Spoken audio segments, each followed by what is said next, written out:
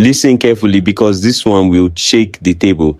Peter Obi just returned from a 3-day trip to the United States, and what he revealed has left Nigerians buzzing. He shared his experience traveling with the mayor of Atlanta, Andre Dickens, and the difference between leadership in America and Nigeria will leave you speechless. Peter Obi explained that Mayor Dickens controls a massive budget of about $3 billion, more than Nigeria's entire national budget. Yet the man was so humble that he traveled like every other ordinary passenger. No sirens, no endless aids, no convoys blocking the road, no posters everywhere, just simple, focused leadership. Now compare that to Nigeria, where governors and even local government chairmen who handle budgets far smaller than Atlanta's often cause a public nuisance with sirens blaring, escorts everywhere, long convoys, and endless announcements. He didn't hold back when he said this. In Nigeria, governors, most of whom oversee budgets smaller than Atlanta's, and even local government chairmen, whose allocations are less than 1% of Atlanta's,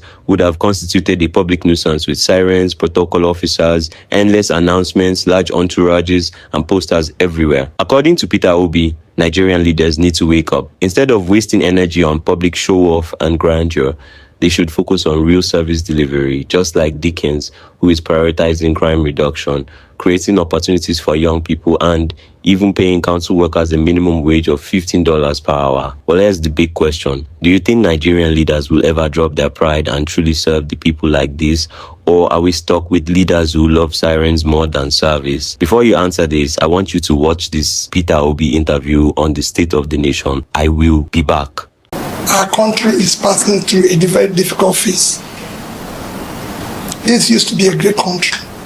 Today, our country is classified among the failing countries of the world. We are now among 10 of the failing countries of the world. We're now classified as one of the most terrorized countries in the world. In fact, we're number 3 or number 4 after Afghanistan, Yemen, and the way it's going, we might soon overtake them. We are the world capital of poverty. Even before the COVID, Nigeria, a country of 200 million, had more people living in poverty than the 2 biggest countries of the world combined, China and India, that is about 2.8 billion. For 200 million, we have more people living in poverty than 2 of them combined before COVID. So you can imagine what it is after COVID. We have one of the highest unemployment rates in the world today. At 33%, which is the unemployment. By the time you combine the underemployment, we're about 55. And worse still, we have about 60% of these are the young ones who are the greatest assets of production and in their productive age, doing nothing. Out of school children, you're the highest in the world. Over 15 million. Forget about what anybody is telling you. Infant mortality today, we've just overtaken India, which they thought will overtake them in 5 years, and we've just overtaken them. In a stress level, we are now 148 over 152. Nigerians are stressed. Competitiveness, we're going down. Of course, you've seen perception, corruption, mesothelioma, we're going down. You can go on, the list is endless. The hunger list now, we're number 98 out of 105. Nigerians have been classified as a country now where people spend over 100% of their wage, salary on feeding. It's like, you can't, and it's getting worse. And anybody who thinks it's going to get better, forget it. This is cumulative effect of leadership failure over the years. Because we're choosing not to do the right thing. And people will tell you, when they were talking about somebody who is granting loan and everything. There's nothing wrong with loan. Nothing, absolutely nothing. I'm a businessman, I'm a trader. That is my background. You live with loan. Loan is what has made nations, every nation in the world is owing. Even Norway, they have the highest sovereign wealth fund of 1.4 trillion is owing over 50% of their GDP in debt. So there's nothing wrong with loan. It's what you throw the loan at, what you use the loan, that makes all the difference. And I'll show you countries that have borrowed. But we have a crisis that because we're throwing away the money we're borrowing, it's not getting to a stage where we can't even service the loan. You approve it, you know the budget and everything. Last year alone in 2021, in the first 5 months of last year, as a nation we earned 1.1 trillion 847 billion naira. We used 1 trillion 802 to service debts, remaining 45 billion for a nation of 200 million people. In a short while, we will not be using 98% of our revenue to service debt. We will need to borrow, which is what we are doing now, to service debts. And you're not generating revenue. And you often hear government people say, we don't have a borrowing problem. We have a revenue problem. You can't generate revenue when your people are poor. You're not going to tax poor people who are in the village doing nothing. Revenue is the function of productivity. The country is not productive, so you can't generate money. For me, my appeal is that we're 2023 is not about making the next person president or anything. It is about all of us fighting for our future. You're on top of the ladder. If this country collapses today, it will affect you more than it will affect those who would think that are below us. And it's collapsing.